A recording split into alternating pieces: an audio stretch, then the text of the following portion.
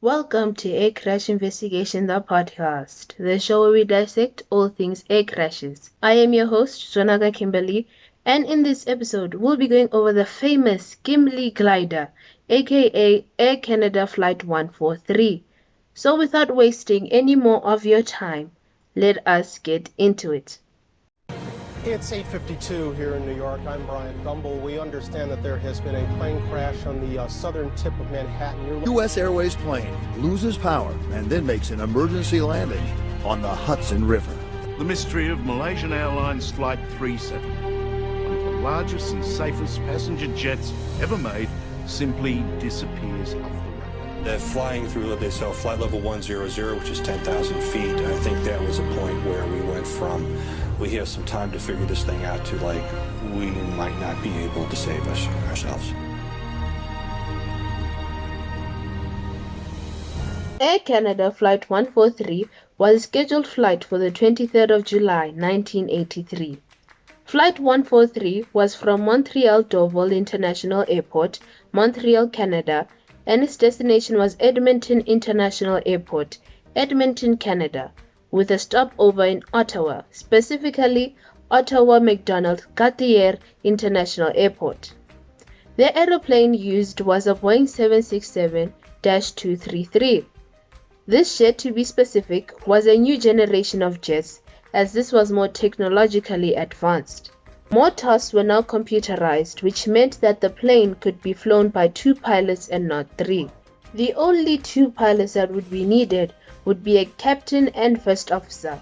This information is important for later on in the episode. The crew.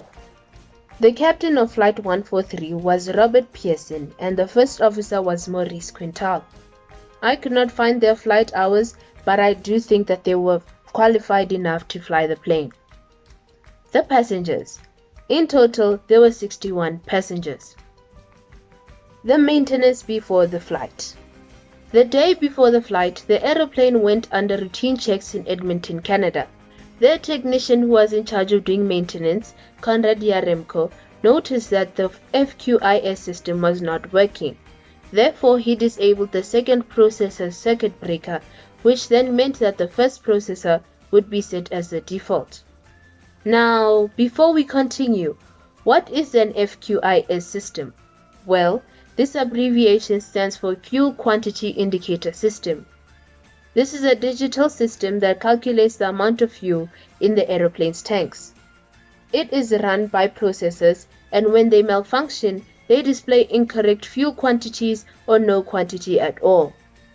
So when technician Conrad saw that processor 2 was malfunctioning, he pulled the circuit breaker and logged the malfunction in the logbook as quote-unquote inoperative.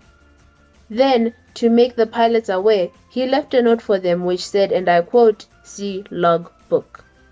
The day of the flight. Since the second processor of the FQIS was not working, the pilots and ground crew had to manually measure the amount of fuel in the tanks.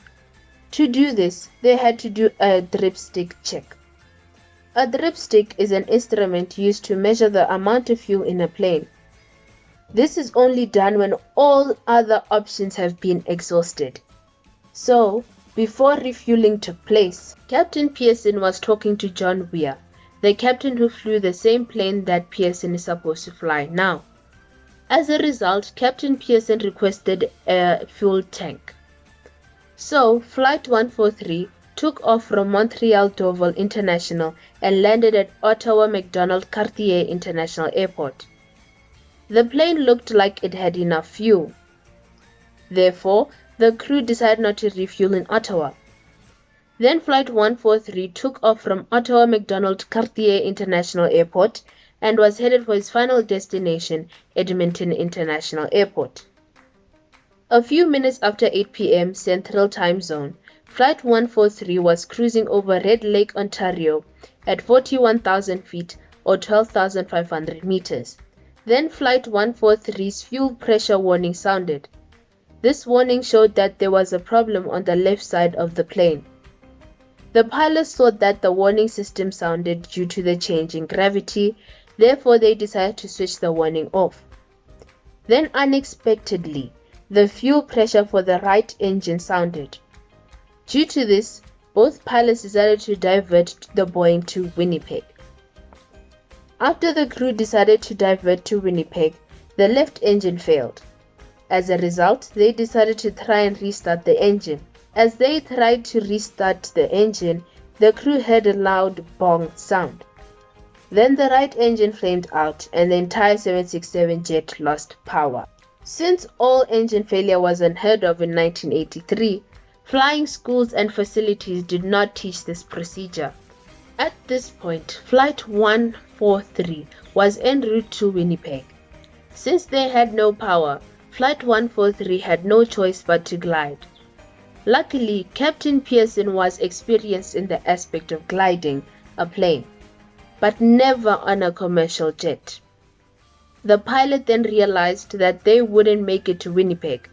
So, First Officer Quintal suggested that they land on a closed Air Force base. Quintal was familiar with the base as he used it when he was a pilot in the Royal Canadian Air Force.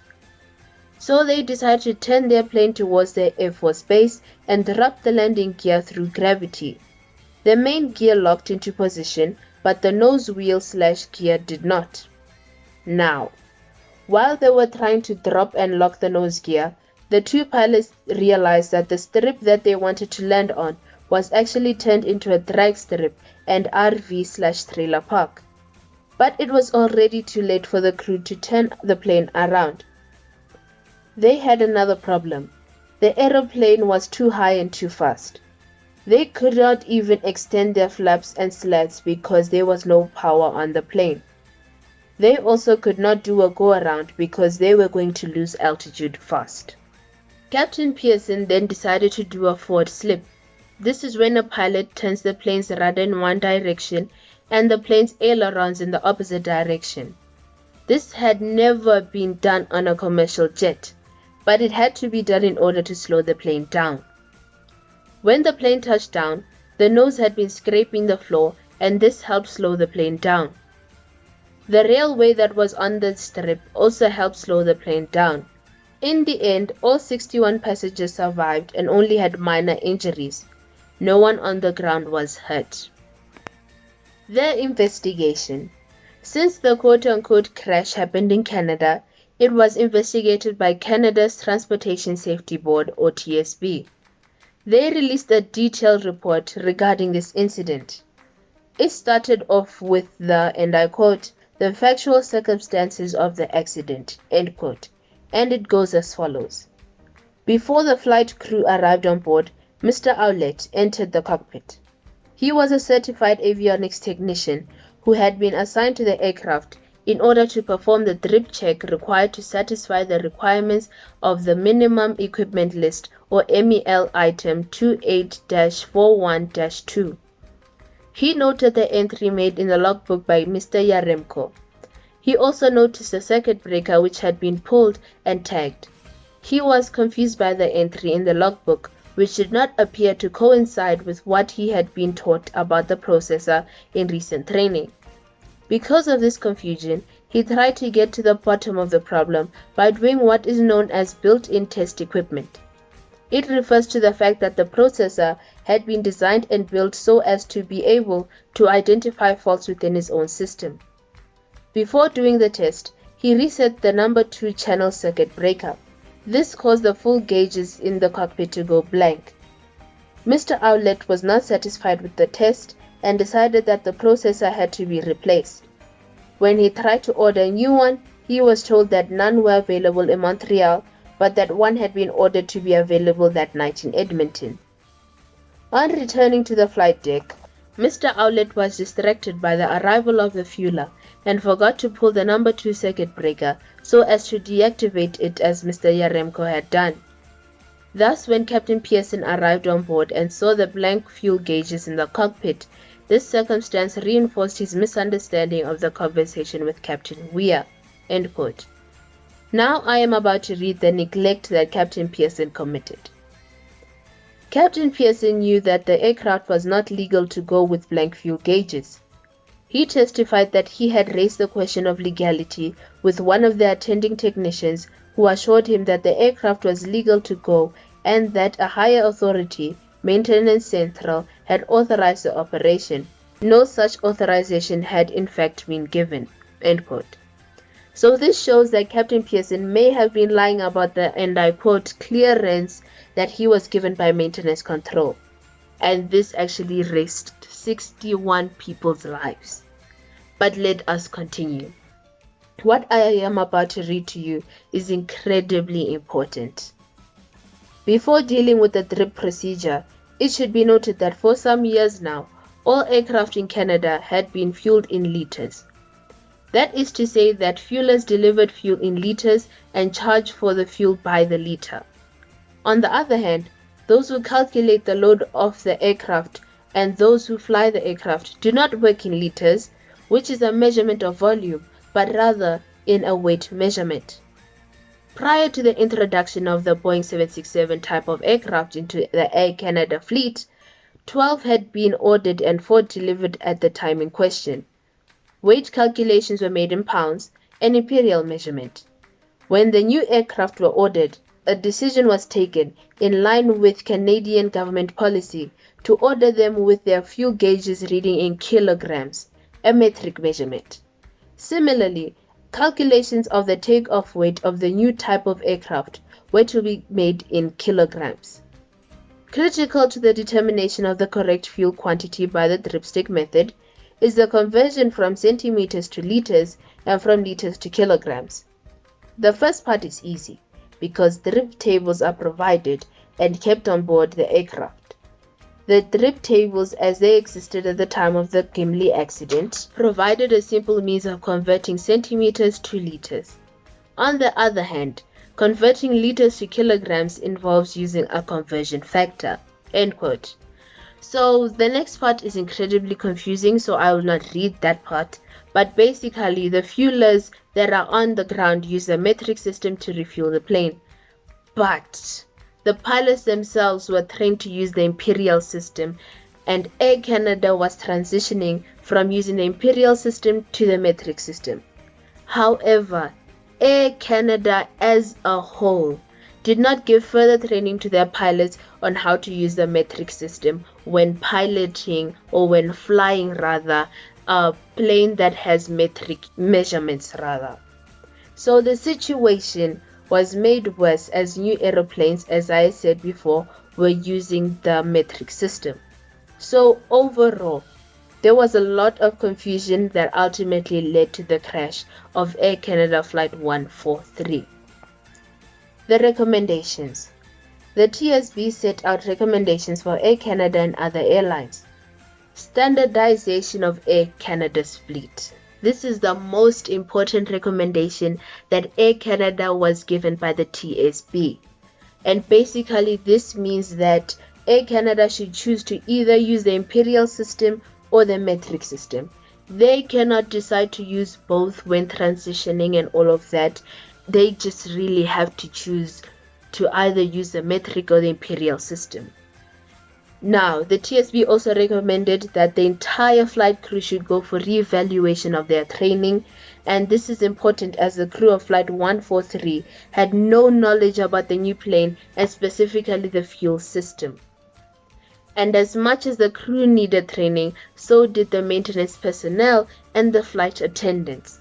Now, the flight attendants part is not the flight attendants that were on board Flight 143. They are just talking about the entire system as a whole. Now, the biggest section of the recommendations was the fueling process, and it consists of training on how to use dripsticks, making computerized versions of the traditional dripstick, and making dripsticks that use kilograms instead of pounds. Now, the standardization of manuals on board was also a massive recommendation, as not all manuals were the same. I mean, some had enough info, while others, such as the one that was on Flight 143, did not have enough info. I mean, in 1983, as gliding was never ever heard of on a commercial plane, and even all engine failure was not heard of back in the day. There were no like rules or like what to do in case of that kind of emergency in their manuals. Luckily now there are those manuals that do have recommendations on what to do in case of a dual engine failure or all engine failure in general. Now, other recommendations were that a vertical speed indicator should be deemed a necessary component, therefore it should be connected to the emergency power supply. The need for emergency lights that would run for 15 minutes and would function even in a case of a crash was incredibly stressed in this document. And finally, the introduction of a transponder that would be powered by the aircraft's emergency power supply. And finally, that the FDR, the flight data recorder, and the cockpit voice recorder should be powered by the emergency power supply at all times in case of emergency, as they are deemed to be necessary components in an aeroplane. Now, the aftermath. So after the investigation, Captain Pearson was demoted for 6 months and First Officer Quintal was suspended for 2 weeks. Now you are wondering, why was Captain Pearson demoted for 6 months but First Officer Quintal was suspended for 2 weeks? Well, Captain Pearson, as I had mentioned before, he said that the Central Maintenance Control gave him permission to fly the plane with having blank fuel gauges, and nobody knows if that conversation actually happened. So basically this inquiry decided that he endangered people's lives and therefore he deserved to be demoted for 6 months. Now the reason why First Officer Quintal was not demoted or rather suspended is because he let this happen. Like, he also flew that plane knowing that they had blank fuel gauges, but he was not demoted, he was not fired, because in the TSB's eyes he was not seen as guilty like Captain Pearson. Now 3 maintenance workers were also suspended, and I do believe that Mr. Yaremko was also suspended and Mr. Aulet. But in 1985 the crew of Flight 143 were awarded the Fédération Aéronautique Internationale Diploma for Outstanding Airmanship. Then in 1989, First Officer Quintal was promoted to captain. Now, Captain Pearson then flew for Air Canada for 10 years before flying for Asiana Airlines. Then he retired in 1995. First Officer Quintal, now Captain Quintal, unfortunately passed away in 2015 at the age of 68 in Saint Donat, Quebec. Now that is the end of this massive